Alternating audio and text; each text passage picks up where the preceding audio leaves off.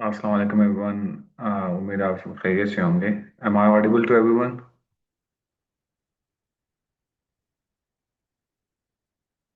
Okay, great. अच्छा, आज हमारी एसए की ओरिएंटेशन क्लास है। This is the first class. तो द मोस्ट कॉम्प्लिकेटेड और सबसे ज़्यादा जिस सब्जेक्ट का फेलियर रेशो निकलता है, दैट इज एसए। अब इसका प्रॉब्लम क्या है? What is the problem behind? एक तो सारा फिल्टर ही इसी सब्जेक्ट में किया जाता है, और सेकेंडली स्टूडेंट्स को क्या इश्यूज होते हैं ऐसे regarding an essay. So the purpose of today's orientation is actually to see things कि ऐसे एक्चुअली है क्या, और साथ ही साथ डूज एंड डोंट्स क्या होते हैं ऐसे, कहते किस चीज को है, how do we actually misperceive this concept of essay, हम मिस परसीव कैसे करते हैं। तो हमने हमेशा नोट किया है कि most of the students fail in essay, और मॉडर्न डायनेमिक्स ऐसे की क्या हैं, और डिस्ट्रैक्शंस क्या क्या होती हैं ऐसे में। लाइक इन टर्म्स अगर मैं बात करूं, अकेडमीज ने ऐसे को लेके इतना कॉम्प्लिकेटेड बना दिया है, या इतना खौफ पैदा कर दिया है कि स्टूडेंट्स ऐसे का नाम सुन के या ऐसे के पेपर को अटेम्प्ट करते हुए डरने लगते, कांपने लगते। तो दिस इज समथिंग लाइक ऐसे means this is an distraction, कि जब तक ऐसे में आपका कॉन्फिडेंस मेंटेन ना हो, you can not write in a flow. तो ऐसे में flow plays a very big role in terms of connecting your thoughts. तो we will look at this factor too. Examiner को क्या क्या चाहिए होता है, like what does the examiner want. तो हम उस चीज को भी देखेंगे further coming toward the side of how. एक मैं इंशाल्लाह ग्रुप में, जिन ग्रुप्स में आप हैं, मैं आपको एक ऐसे भेज दूंगा। You must look at it, how flow, relevancy and grammar do matter. तो बाकी can we do it alone, that's the question. क्या हम खुद ऐसे कर सकते हैं? यस, कर सकते हैं, but in the proper direction, अगर आपके पास डायरेक्शन हो कैसे लिखना है, क्या क्या चीजें रिक्वायर्ड है, etc। अच्छा, इससे पहले मैं बिफोर डेल्विंग इनटू दी एसे, मैं एक चीज आपको बताना चाहूँ कि जब तक आप किसी चीज के बारे में कोई भी कुछ भी नहीं लिख सकते, जब तक आपके पास उसके ऊपर कोई नॉलेज ना हो। कहते हैं ना, एक फेमस सेइंग है, a man can not think in vacuum. बगैर कुछ, अगर आपके पास नॉलेज है ही नहीं, तो आप कुछ भी उसको एटलीस्ट लिख नहीं सकते। तो हमारा इशू क्या होता है, we do not remember a fact. हमें एक फैक्ट याद ही नहीं होता, हम डायरेक्ट क्रिएट करने लग जाते हैं राइटिंग में। हमेशा सीखने के भी कुछ स्टेप्स हैं, आपने उन स्टेप्स से गुजरना होता है। सबसे पहले तो हम कुछ पढ़ते हैं, हमें याद ही नहीं होता, we can not even remember it. तो जब याद नहीं होता, हमें कुछ चीजें उसका 10% याद होता है, 20% वही शैलो नॉलेज, खाली नॉलेज लिख के आते हैं। तो हम उसी का क्रिएट करने लग जाते हैं, तो जो कि बिल्कुल फ्लॉड या एक बुरी अप्रोच है। हमेशा प्रोसेस होता है क्रिटिकल थिंकिंग का, उससे आपको गुजरना होता है, जिसमें आप पहले एक चीज को पढ़ते हैं, you try to remember it, then you understand it, फिर आप उसको अप्लाई करते हैं। अप्लाई के बाद एनालाइज करते हैं कि जो मैंने पढ़ा है, क्या वो वैसे ही कंपेयर, एक्सप्लेन एंड कैटेगराइज होता है या नहीं होता। फिर एवेल्युएट करते हैं कि रिजल्ट क्या निकल रहा है, फिर जाके आप खुद से इमेजिनेटिव वे में लिखते हैं, बिकॉज खुद से लिखना इज एन इमेजिनेटिव प्रोसेस। आप तस्वुर करते हैं, खुद लिखते हैं, या डिजाइन करते हैं ऐसे को, या प्लान करते हैं ऐसे को। तो ये इमेजिन करना ऐसे को, डिजाइन करना प्लान, या प्लान करना ऐसे को, ये लास्ट स्टेज है, टॉप स्टेज है। हम क्या करते हैं, एक चीज हमें याद ही नहीं होती।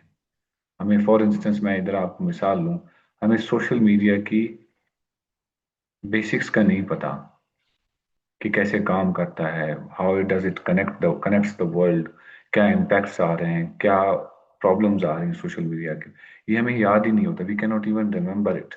हम डायरेक्ट इस पे लिखना शुरू कर देते, we direct begin to plan our essay. तो आपने प्रॉपरली इन तमाम चीजों से गुजरना होता है।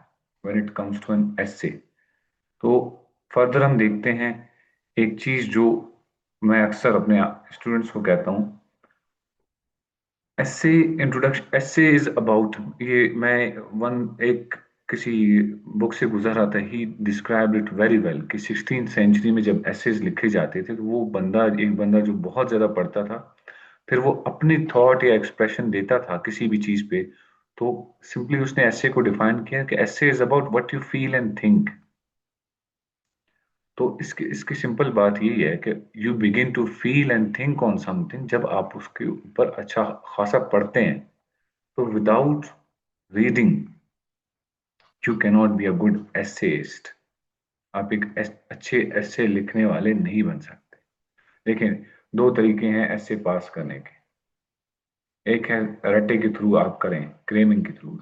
वो इस तरह है कि आप जो चीज याद करते हैं वो आपकी बाय लक एग्जाम में आ गया, आप पास हो जाते हैं। एक तरीका है प्रॉपर ड्यू डिलिजेंस प्रोसेस से गुजर के आप करते हैं उस प्रोसेस। वो प्रोसेस एक थोड़ा लेंथी प्रोसेस है। उसमें पहले ये होता है कि आप मेन थीम्स, सारा कुछ नहीं है, मेन थीम्स पे पढ़ते हैं। मींस पहला स्टेप है towards becoming a good essayist is reading. फिर वो भी स्पेशली स्पेशल रीडिंग, लाइक आपको पता है हमेशा एग्जाम में कुछ पैटर्न्स पे ऐसे आते हैं, हमेशा ऐसे रिपीट होते रहते हैं थीम वाइज, लेकिन उनकी डायमेंशंस चेंज होती हैं। तो आप कुछ 10 से 15 थीम्स, स्पेसिफिक या 20 थीम्स करते हैं जिन पे ऐसे आ सकते हैं। फिर आप रीडिंग के साथ you begin to think on them कि क्यों नए नए डायमेंशंस क्या हो सकते हैं। फिर आप साथ ही साथ ऑब्जर्वेशन अपनी स्ट्रांग रखें, मीन्स अगर एक अच्छा एसेइस्ट बनना है, और फर्दर प्रैक्टिस ना भूलें। हम ये प्रैक्टिस वाला एलिमेंट पहले शुरू कर देते हैं, रीडिंग वाला एलिमेंट बिल्कुल स्टार्ट ही नहीं करते। We do not think, we do not observe, हम लिखना शुरू कर देते हैं। आपने असल में लिखना नहीं है, आपने अच्छा लिखना है। और अच्छा लिखने के लिए you need to be very rich in your content, at least rich in terms की हर पेपर की एक औकात है। फॉर इंस्टेंस अगर आप वन पेपर पे जा रहे हैं तो एक सिंगल ऐसे है 30 मार्क्स का, वो कम कंटेंट मांगता है, तो आपकी रीडिंग लिमिटेड हो तो एग्जामिनर को नजर नहीं आता।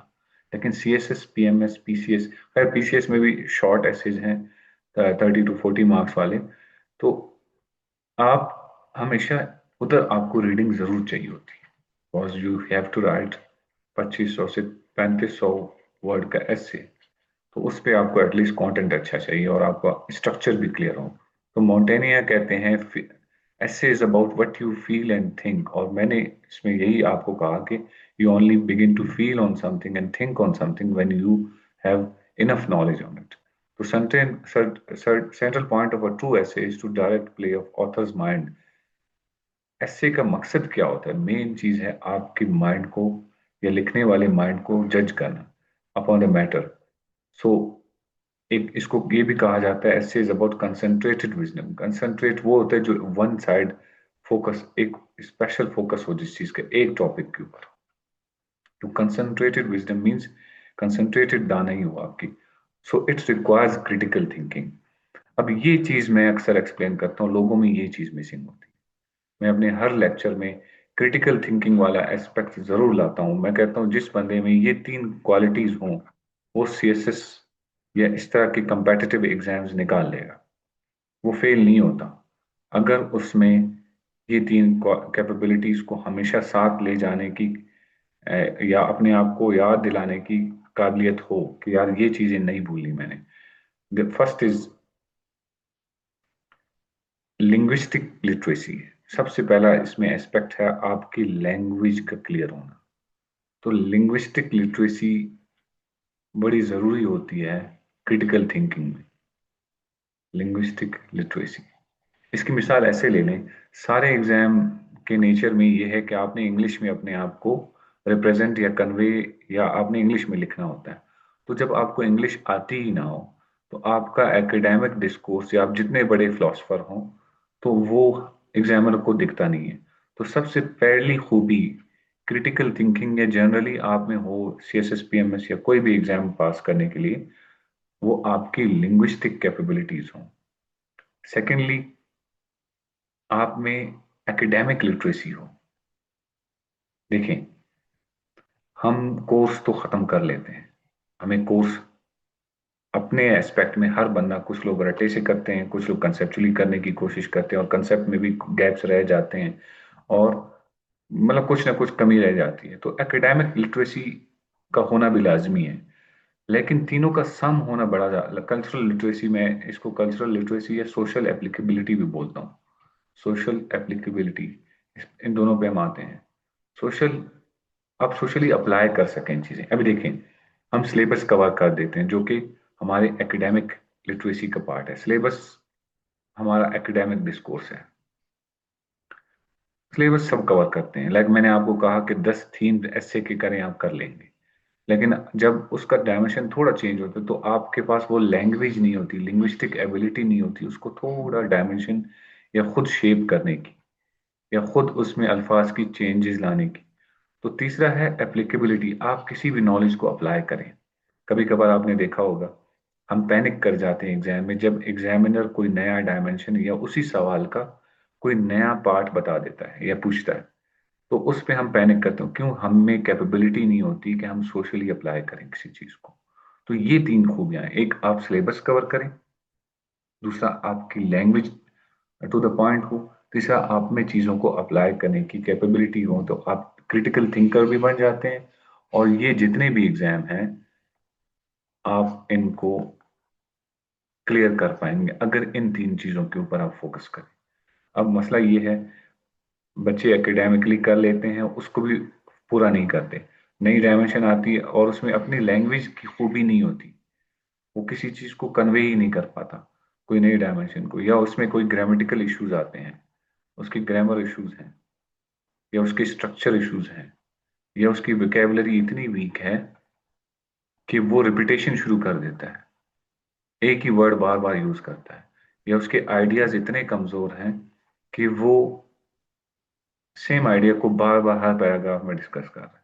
तो क्रिटिकल थिंकर बनने के लिए आपने एटलीस्ट वो जो ऊपर मैंने चीजें कही हैं आपको, रीडिंग, ऑब्जर्वेशन, थिंकिंग, प्रैक्टिस के साथ साथ ये तीन चीजें भी इनके अंदर इंकॉर्पोरेट करके आगे बढ़ानी होती हैं। सो यही चीजें मैंने एग्जाम्पल्स दी हैं कि linguistic literacy is actually about language terminologies, जिसमें आपकी विकैब आती है, विकेबलरी, और साथ ही साथ आपकी स्लोगन्स, आइडेंटिफाई मैनिपुलेशंस, कैसी चीजें चेंज हो रही हैं, रिकॉग्नाइज वेगनेस एंड प्रोपेगेंडा। खैर इसको इस टर्म्स में ना ले जाएं, इसको कहें कि रिकॉग्नाइज वेगनेस, आपकी लैंग्वेज की वीकनेस हमेशा आपको वेग कर देती है, आपकी थॉट क्लैरिटी को, क्लैरिटी ऑफ थॉट उसमें नजर नहीं आती जिस बंदे की लैंग्वेज वीक हो। सेकंड, आपकी एकेडमिक लिटरेसी अच्छी हो, जिसमें आपके पास एटलीस्ट फैक्ट्स, डेटा हो किसी चीज पे, रिव्यूज, कंपैरिजन हो, पीयर रिव्यूज हो, एक्सपर्ट कंसेंसस हो, जिसमें आपके एकेडमिकली लोगों ने क्या क्या बातें की हैं, थीरीज क्या है उस चीज पे, थीरीज क्या क्या बोलती हैं उस चीज पे, साथ में आपके पास एग्जांपल्स कितनी है रियल लाइफ में, plus including what you have been reading, scientific को इट इज जो भी हो, कोई भी चीज हो। फॉर इंस्टेंस आप क्लाइमेट चेंज पे ऐसे कर रहे हैं, आप जितने अच्छी आपकी लैंग्वेज हो, लेकिन अगर आपको नहीं पता एक फैक्ट के क्लाइमेट चेंज को 1.5 डिग्री सेल्सियस से नीचे रखना है, तो आप इस फैक्ट को बगैर मेंशन किए क्लाइमेट चेंज पे डिबेट लॉन्च करना बहुत मुश्किल हो जाता है आपके लिए। तो इसी तरह कॉजेज इफेक्ट सॉल्यूशंस आते ही ना हो तो आपकी जितनी अच्छी लैंग्वेज हो, आप नहीं बता सकते।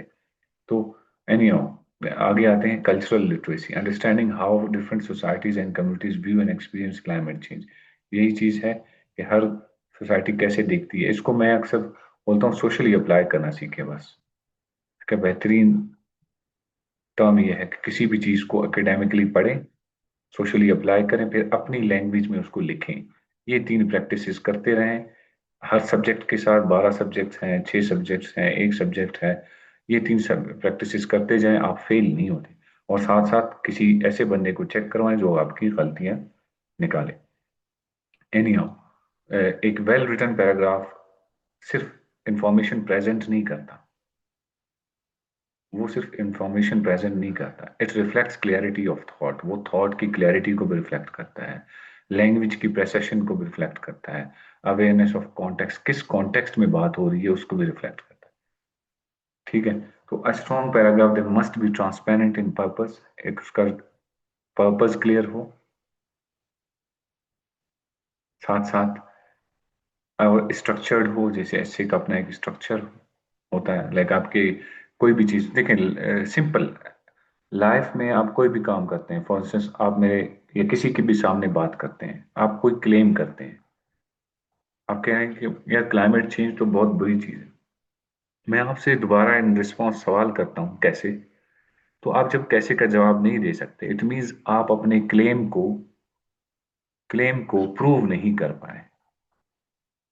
और जब बंदा क्लेम को प्रूव नहीं कर पाता ऐसे में, तो समझिए उसके पास नॉलेज नहीं है, या वो बंदा बहुत वीक है, वो सिर्फ वेग बातें करता है, उसको सिर्फ बातें करनी आती हैं, वो प्रूव करना नहीं आता। मीन्स वो एक रैशनल बंदा नहीं है, इंटेलेक्चुअल बंदा नहीं है, एटलीस्ट उसको चीज़ों का नहीं पता। तो फर्दर हम आते हैं, we will come to it later on. Critical thinking वाला चीज़ें हमने डिस्कस कर ली हैं। अब हम थोड़ा आते हैं डूज एंड डोंट्स पे। अब ऐसे का फेलियर रेशो ज्यादा है, हम सबको पता है। अब मैं रिजल्ट में जब ऐसे चेक कर रहा था, तो आई विटनेस वन थिंग। मुझे ये नहीं पता कि ऐसे फेल करने के तरीके कितने हैं, लेकिन मुझे ये पता है कि ऐसे पास करने के तरीके कितने हैं। बिकॉज फेल करने के लिए आप कुछ भी ब्लेंडर कर लें, लेकिन पास करने के मैंने नोट किए, जिस बंदे में ये चीजें होती थी, तो मैं एटलीस्ट इतना सेटिस्फाई होता था, इस बंदे से मैंने जो पूछा है उसने जवाब दिया है। एक ये होता था कि उसकी ग्रामेटिकली वो बंदा करेक्ट होता था, मीन्स उसकी लैंग्वेज ठीक थी। सेकंड, उससे जो पूछा गया था रेलेवेंसी, उससे जो पूछा गया था उसने वही जवाब दिया, उसका आइडिया रेलेवेंट था। मीन्स मैंने उससे सोशल मीडिया पे पूछा तो उसने सोशल मीडिया से गपशप की, ये ना हो कि वो किसी और आइडिया को पहले लेके आया। तो तीसरा था, मैंने देखा कि बंदे का स्ट्रक्चर, उस स्ट्रक्चर के अंदर एक फ्लो नजर आए, कि ऐसे स्ट्रक्चर तो है लेकिन फ्लो भी है या नहीं है। मीन्स एक ही फ्लो में बात कर रहा है, नहीं कर रहा, या उसकी बातों में रब्त नहीं है, टूटी हुई बातें हैं, एक बात कहीं और जा रही है, दूसरी बात कहीं और जा रही है, मेन टॉपिक को हिट नहीं कर रहा। तो ये सारे इश्यूज आते हैं when it comes to an essay. तो याद रखिएगा कि हमेशा इंट्रोडक्शन में टॉपिक को डायरेक्ट हिट करना is more feasible, because examiner के सामने बहुत सारे पेपर्स पड़े हुए हैं। You have to get to the point, ताकि एग्जामिनर का फोकस खराब ना हो। तो डिफरेंट अप्रोच बताते हैं टीचर्स, वो कुछ कहते हैं स्टोरी से स्टार्ट करें, जो कि स्टोरी एंड पे आके अपना कंक्लूजन बताती है। जब उसको पूरी स्टोरी पढ़नी होती तब जाके वो समझता है हाँ इसी ऐसे के बारे में है। तो हमेशा introduction should be striking and relevant, एक स्ट्राइकिंग हो, रेलिवेंट हो। तो साथ ही साथ it is very wrong to begin away from the subject, away from the subject आपने स्टार्ट नहीं करें, देर से सब्जेक्ट को बीच में नहीं लाना, मीन्स जो पूछा गया उस पर ही बात करना शुरू कर देना। तो डूज ऑफ एन एसे आप देखते हैं कि सबसे पहले आपने टॉपिक को अच्छे से अंडरस्टैंड करना है, और साथ ही साथ प्लान बिफोर यू राइट। अच्छा देखिए, अभी मसला ये कि प्लान बिफोर यू राइट का मतलब ये नहीं है कि आप एग्जाम के दिन पहले दिन जाके प्लान करना शुरू कर दिया, आप कहें मैं प्लान कर रहा हूँ, और आपका सारा टाइम प्लान में चला जाता है, आप लिख नहीं पाते। लेकिन याद रखेंगे, अच्छा स्टूडेंट वो होता है जो एग्जाम से पहले प्लान करे चीज़ों को, और एग्जाम से पहले लिखे चीज़ों को। हाँ, एग्जाम के दिन भी आपको रफ आउटलाइन बनानी होती है, अपने कॉन्फिडेंस के लिए या अपनी श्योरिटी के लिए, कि यार मैं ठीक चीज़ें लिख रहा हूँ या नहीं लिख रहा, या अपने ब्रेनस्टॉर्मिंग के लिए। लेकिन एग्जाम से पहले आपने प्लान करना होता है और लिखना होता है। तो now the problem with us is we do not plan और राइट बिफोर एग्जाम, और एग्जाम के दिन जाके हम सोचते हैं। एग्जाम के दिन सोचने का दिन नहीं होता, उधर लिखने का दिन होता है। साथ में प्लान करने के लिए थोड़ा वक्त चाहिए होता है, ज्यादा नहीं होता उधर। उस तीसरी बात है right clearly and simply. Clear and simple, याद रखना, सिंपल डजंट मीन कि आपकी लैंग्वेज में विकेबलरी है, कुछ ही विकेबलरीज है वो सिंपलिसिटी मीन्स आपके पास विकैब नॉलेज बहुत है, लेकिन आप उसको सादा अल्फाज में लेमन टर्म्स में एक्सप्लेन कर रहे हैं, ताकि अगले को समझ आए। फॉर इंस्टेंस इसकी मिसाल ऐसे ले लें, आप गांव जाते हैं, गांव वाले किसी शख्स से बात करते हैं, तो उस गांव वाले शख्स को आपने कोई अंग्रेजी के अल्फाज एटलीस्ट उसके सामने नहीं बोलने ताकि उसको समझ ना आए, और means you are dealing him accordingly, आपने उसको सिंपल अल्फाज में उसकी लैंग्वेज उसके कॉन्टेक्स्ट में जवाब देना है। इसी तरह एक एग्जामिनर है, एग्जामिनर को आप ये ना कभी समझिएगा एग्जामिनर जाहिल नहीं होता, एग्जामिनर अच्छा खासा पढ़ा लिखा होता है when it comes to CSSN, तो या PMS या PCS, बाकी एग्जाम्स का मुझे नहीं पता। तो एग्जामिनर अच्छा खासा पढ़ा होता है, तो उस हमेशा याद रखें moderate way, moderate approach is the best approach. आपने ना ज्यादा टफ जाना है, ना ज्यादा इजी जाना है, तो आपने एक मॉडरेट वे में, अब ये कौन डिटरमिन करता है मॉडरेशन क्या है? मॉडरेशन यही है कि आपने वही विकैब यूज करनी है जो कि जनरल कॉन्टेक्स्ट में यूज होती है, साथ में वही आइडिया यूज करना है जो कि नॉर्मल जितने भी डिस्कोर्स हैं न्यूज़पेपर्स हैं उनमें आ रहा है, बस। That is what right clearly and simply means. Third, stay on the topic, use correct grammar and punctuation, ये मैं पहले भी आपको बता चुका हूँ। फर्दर, राइट इन पैराग्राफ्स, ये हम स्ट्रक्चर में आगे पढ़ेंगे in the coming lectures after the introduction and thesis statement. Revise and proof read, ये भी करना लाजमी होता है, बिकॉज आपको एटलीस्ट पता हो ये एनी, इसको रिवाइज एंड प्रूफ रीड एक बार आपने एग्जाम हॉल में लिख लिया तो वो रिवाइज एंड प्रूफ रीड नहीं होता, लेकिन जनरल लाइफ में नॉर्मली एग्जाम से पहले आप जितना भी प्रैक्टिस करते हैं उसको रिवाइज एंड प्रूफ रीड लाजमी किया करें, क्योंकि जो मिस्टेक्स आपको नजर आएंगी फिर आप अगले अगले एसेज में उनको ना करें। तो आगे डोंट्स ऑफ एन एसे क्या है? डोंट कॉपी फ्रॉम बुक्स और इंटरनेट, डायरेक्टली कॉपी ना करें। देखिए कॉपी, मानता हूं इंसान ह्यूमन नेचर है, वो जो पढ़ता है उसको कॉपी करता है ब्रेन में, फिर उसको लिखता है, ही राइट्स इट। हम क्या करते हैं, एक चीज रटी रटाई हुई है, मीन्स क्रेमिंग है फुल, जब वो लिखते हैं उसके बाद अपना लिखते हैं तो उन दोनों के दरमियान हमें डिफरेंस नजर आता है, एक चेकर को डिफरेंस नजर आता है। I am repeating this fact कि हम किसी चीज को, बुक को या फैक्ट को रटा लगाते हैं, उसको एज इट इज लिखते हैं, वैसे ही लिख देते हैं, और फिर हम खुद अपनी राइटिंग आगे जब करते हैं तो वो जो बुक का रिटर्न है या खुद बुक से कॉपी किया गया उसमें और अपनी राइटिंग में डिफरेंस नजर आता है। एग्जामिनर को जब वो डिफरेंस नजर आता है वो कहता है कि यार इस बच्चे में इतनी सेंस नहीं है कि इसने, ये खुद भी किसी चीज को एक्सप्लेन नहीं कर सकता, इसने रटा रटा हुआ फैक्ट और अपनी लैंग्वेज का डिफरेंस उसको खुद बता दिया, या उसको खुद चांस दे दी कि फेल करें इसको। Further, don't write irrelevant points. अच्छा, शुरू में जब हम ऐसे प्रैक्टिस करते थे, हमें याद है हमारे पास कुछ नहीं होता था, हम जितनी भी कोशिश करते थे हम इररेलेवेंट हो जाते थे, इधर उधर की बातें करने लग जाते थे ऐसे में। उसकी वजह ये होती है कि देखिए हमने लिखा कम होता है, राइटिंग बहुत कम की होती है। वो एक फेमस सेइंग है ना, writing makes an exact man. Exact तब लिख सकते हैं जब आप ज्यादा लिखते हैं, जब रिटर्न की प्रैक्टिस ज्यादा होती है। तो to be an exact man, to write with relevancy, you have to write more, आपने ज्यादा से ज्यादा लिखना होता है। फर्दर हम आते हैं, डोंट यूज स्लैंग्स, ऐसे स्लैंग्स यूज नहीं करने जो कि इनफॉर्मल हैं। Further, don't repeat the same ideas को रिपीट नहीं करना होता। इसी तरह don't ignore spelling and grammar mistakes, ये बड़ी इंपॉर्टेंट चीज है। हमारे लोगों में ग्रामर इश्यूज बहुत है, हमारा ग्रामर का issue, sorry grammar issues plus spelling issues बहुत है। अब स्पेलिंग इश्यूज क्यों होते हैं? याद रखिए कि नॉर्मल लैंग्वेज का एक फिनोमेना है, आप जो चीज बोलते हैं यू स्पीक इट, आप उस प्रोनाउंसिएशन के साथ बोलते हैं जो आपको आती है, तो फिर जब आप उसको लिखते हैं आपकी स्पीकिंग वाली प्रोनाउंसिएशन में रिटर्न वाली प्रोनाउंसिएशन में थोड़ा फर्क होता है, तो वो हम स्पीकिंग वाली प्रोनाउंसिएशन लिख देते हैं, मीन्स स्पेलिंग लिख देते हैं अपनी राइटिंग में, तो हमें गलतियां आती हैं, या हमें वैसे भी स्पेलिंग्स नहीं आती, वो भी एक फैक्टर है। तो स्पेलिंग शोज कि बच्चा बिल्कुल सही वेल रेड नहीं है, क्योंकि जब भी आप किसी चीज को बार बार पढ़ रहे होते हैं बुक्स में, वो आपके सामने आ रहा होता है, उसकी स्पेलिंग मिस्टेक्स कम होती हैं जो बंदा अच्छा रीडर होता है। तो don't write very long and confusing sentence, ज्यादा सेंटेंसेस दिस मैं पर्सनली कहता हूँ लिखें, मसला नहीं है, लेकिन क्लियर लिखें। लॉन्ग सेंटेंसेस इसलिए भी लोग इंकरेज डिस्करेज करते हैं कि लॉन्ग सेंटेंसेस में मीनिंग लेट निकलता है किसी चीज का, तो ब्रेन इंसान का उस चीज को पसंद करता है जो कि क्लियर हो, छोटा हो, कॉम्पैक्ट हो, because our brain likes what is easy for us and what is easy to absorb, या हमें जो चीज जल्दी समझ आए हमारे ब्रेन को वही पसंद होते हैं। तो इसको हम फर्दर देखते हैं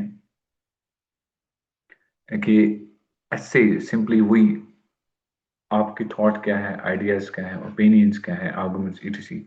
आगे हम इन चीजों को देखेंगे, इंट्रोडक्शन कैसे लिखा जाता है, बॉडी पैराग्राफ्स कैसे लिखा जाते हैं। लेकिन इसमें सिंपल एक सीएसएस एसए के लिए, पैराग्राफ्स के लिए, कि पील टेक्निक। आप एक पॉइंट बनाते हैं, एक पॉइंट लिखते हैं, उसको फिर एविडेंस देते हैं उसका, उसको एक्सप्लेन करते हैं, फिर आप उसको लिंक करते हैं अगले या आपके प्रीवियस पैराग्राफ्स के साथ। तो हमेशा याद रखिए कि हम एविडेंस तो कलेक्ट कर लेते हैं, लेकिन एक्सप्लेन करते वक्त अपनी लैंग्वेज में सही से एक्सप्लेन नहीं कर पाते। तो इसको भी ओवरकम करना होता है। तो सिंपली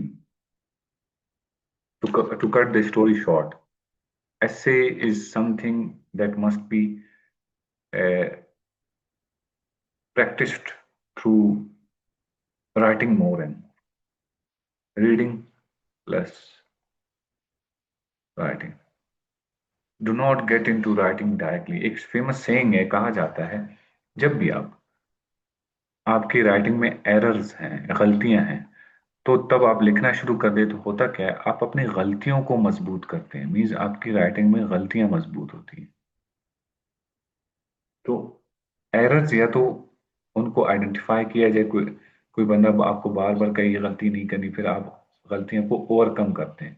लेकिन आप खुद ही खुद लिखते जाते हैं, लिखते जाते हैं, एरर्स करते जाते हैं, तो फिर आप सही राइटिंग में एक्सपर्ट नहीं होते, आप गलत राइटिंग में एक्सपर्ट हो जाते हैं। तो वो चीज, इसको अवॉइड करना है, एरर्स को ओवरकम करना है। तो human mind is a blank sheet. If you write on errors, your errors become strong. If you write on the good things will be strong. तो it depends on you, how do you actually cope with. तो reading further हम देखते हैं कि reading बढ़ाएं अपनी। और अभी दो तरीके हैं, अगर एग्जाम्स नजदीक होते हैं तो हमेशा आप 15 से 20 थीम्स के ऊपर रीडिंग करते हैं। और अगर एग्जाम्स दूर हैं, या आप में से कोई यूनिवर्सिटी के स्टूडेंट्स हैं, या कुछ में अभी सेमेस्टर्स में हैं अपने, तो उनके लिए, उनके 2 साल अटेम्प्ट्स में हैं, वो जनरल रीडिंग्स किया करें। वो भी अच्छी रीडिंग्स, जनरल रीडिंग्स किया करें, ताकि उनकी आइडिया मेच्योर हो जाए, आइडिया एक बार बन जाए, तो फिर जाके वो फिर स्पेसिफिक थीम्स को, 15-20 थीम्स वो जल्दी हो जाते हैं, इनको और इनको कनेक्ट करके वो एक अच्छा ऐसे लिख सकते हैं। फर्दर डरे ना। ऐसे कब सबसे मैंने देखा है कि एक बार अच्छी तरह पढ़ लिया, लिख लिया, फिर कॉन्फिडेंस के साथ लिखें। फ्लो ना तोड़ें ऐसे में। Flow matters a lot. तो simply to cut it short, कि ऐसे को भी बाकी सब्जेक्ट्स की तरह सीरियस लें, पढ़ें, और उसका भी एक कोर्स है, समझे, उस कोर्स को स्ट्रक्चर के टर्म्स में, रीडिंग के टर्म्स में। कोर्स मींस आपका सिलेबस है, तो उसको कंप्लीट या उस पे ग्रिप होना इज वेरी इंपॉर्टेंट। अब जाके देखें, आजकल प्रिडिक्टेबल हो गए हैं essays.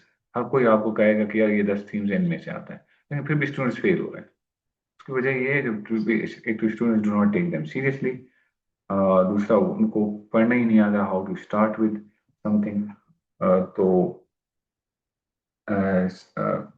simply no one can write well who does not write often, and one must take pleasure in writing in order to be good writer, क्योंकि हमें एक writing phobia होता है, हम प्रैक्टिस नहीं करते। Further, if you are to learn anything new, it would be better to learn it by writing. कोई भी चीज़ आप सीखना चाहते हैं, learn it by writing, because आपको एग्जामिनर आपको एज ए पर्सन नहीं जानता, एज ए स्पीकर नहीं जानता, बाय फेस नहीं जानता, वो आपको ये राइटिंग को देखेगा, आपके जज करेगा। तो इंटायर प्रोसेस में writing plays a very crucial role. Thank you so much. अगर किसी का कोई क्वेश्चन है, काइंडली इनबॉक्स में वो लिखें।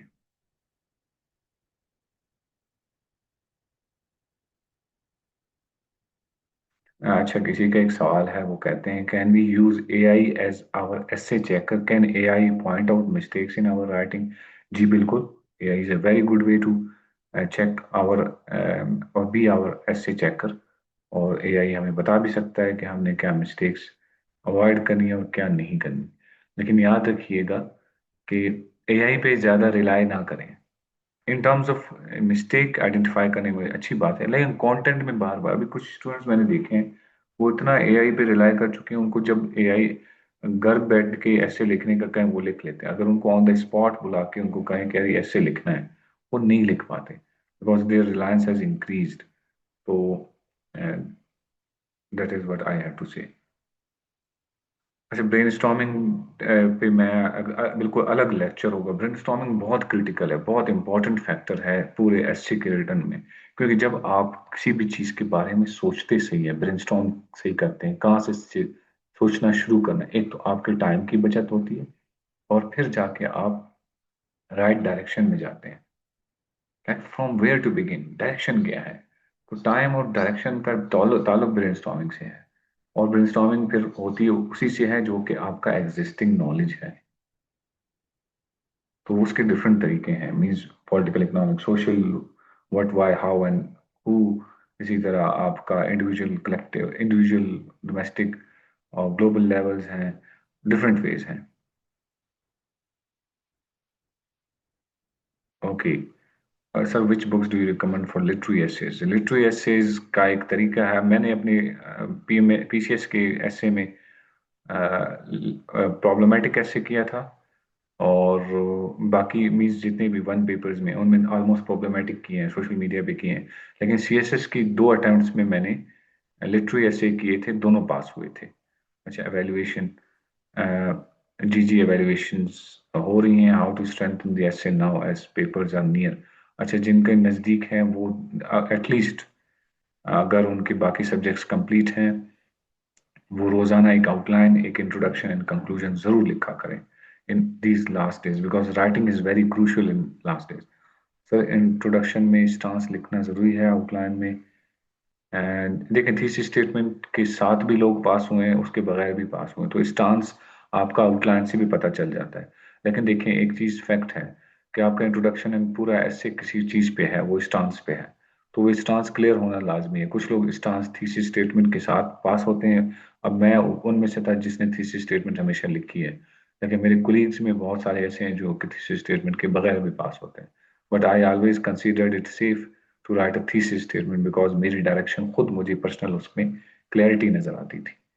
सर, पीएमएस कैसे के लिए बता दें कि किस थेरेपी में, देखिए this session is for this PMS and CSS, तो आगे हम इसी को लेके चलेंगे। हम 5 थीम्स भी देखेंगे, कुछ एक दो एवेल्युएशंस, सॉरी 4 to 5 एवेल्युएशंस भी हैं इस प्रोग्राम में, और हम पूरा स्ट्रक्चर भी देखेंगे, एंड साथ ही साथ मैं अपने ऐसे सैंपल्स भी शेयर करता रहूंगा।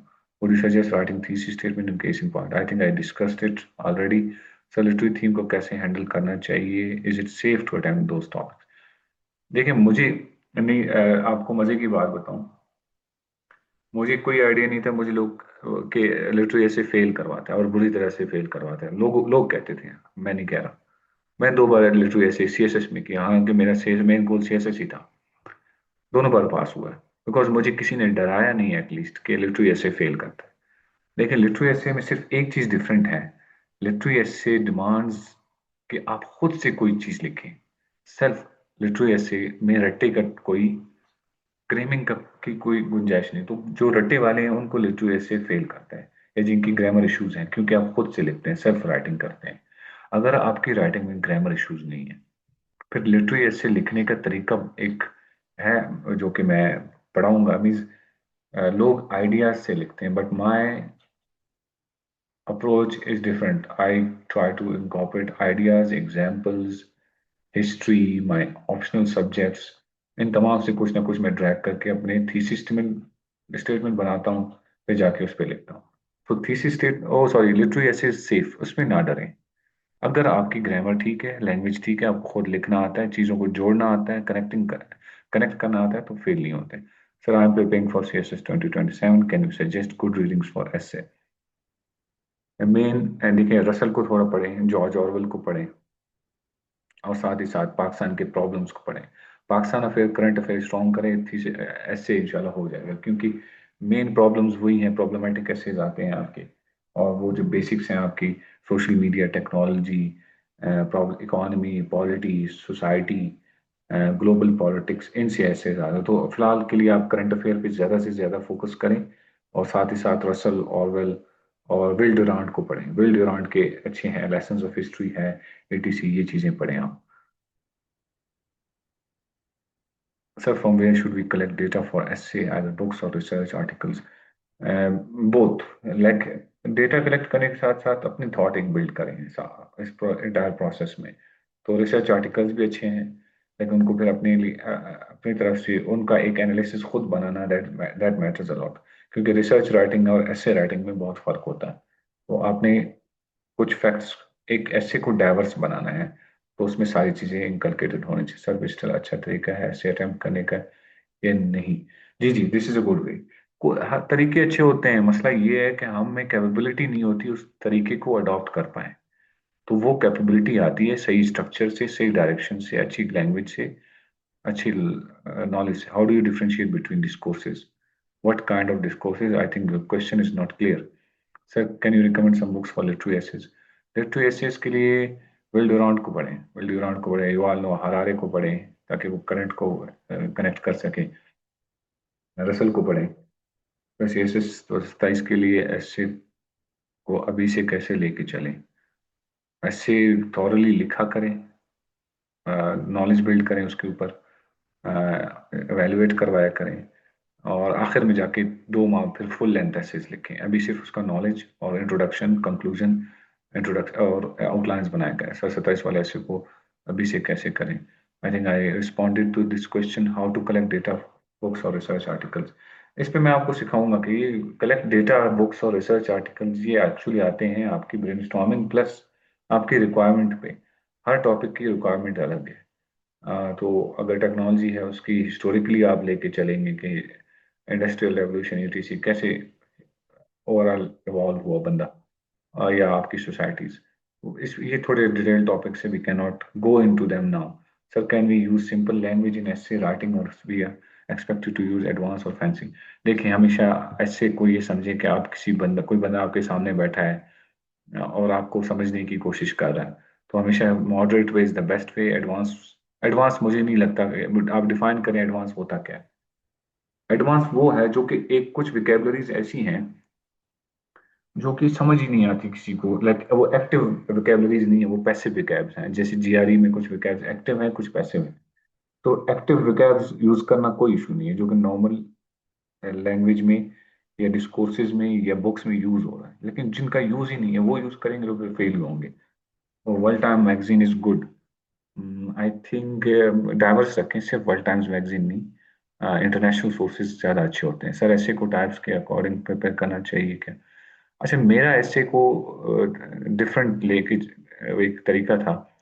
मैं हर ऐसे को समझता था कि this is a debate. Debate में ये होता है कि आपने किसी चीज़ पे आर्ग्यू करना है, इस पे एक बहस लॉन्च करनी है। तो आप एग्जामिनर के सामने एक बहस लॉन्च करें, अच्छे से करें, और उस पे जो बात पूछी गई है, टॉपिक पूछा गया है, उसको रिस्पॉन्ड करें, तो आप फेल नहीं होते। So that's the best way, कि आप इन चीज़ों में ना चाहें कि टॉपिक ये लिटरी, ये एक्सपोजिटरी है, डिस्क्रिप्ट, इनको हम देखेंगे सही।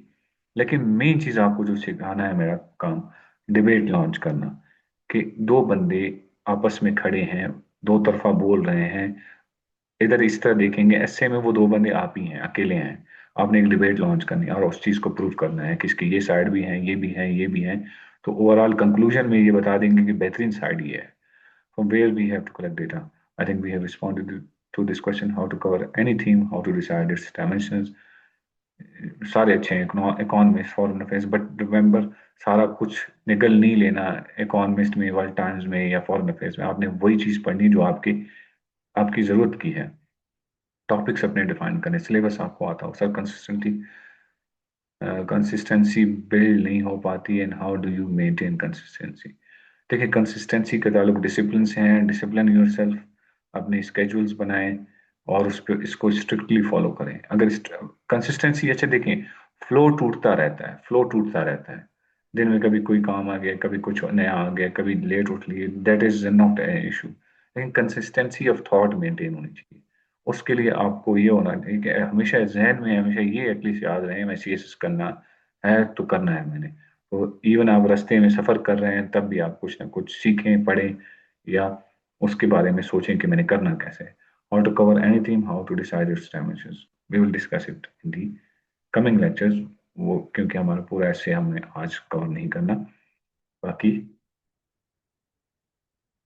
लास्ट क्वेश्चन, लास्ट आपका जवाब दे दूं, how to improve expression, how to improve expression, this is a good question